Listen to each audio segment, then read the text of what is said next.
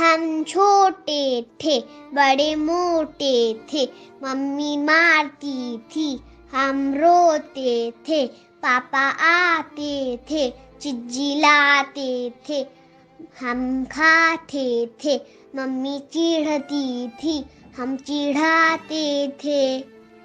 अम्मा आज लगा दे झूला, इस झूले पर मैं झूलूंगा, इस पर चढ़कर ऊपर बढ़कर आसमान को मैं झूलूंगा। झूला झूल रही है डाली, झूल रहा है पत्ता पत्ता, इस झूले पर बड़ा मजा है, चल दिल्ली ले चल कलकत्ता। झूल रही है नीचे की धरती, उड़ चल उड़ चल उड़ चल उड़ चल उड़ चल, बरस रहा है रिमझिम रिमझिम, उड़कर मैं लूटूं दल बादल। का नाम है आम की टोकरी।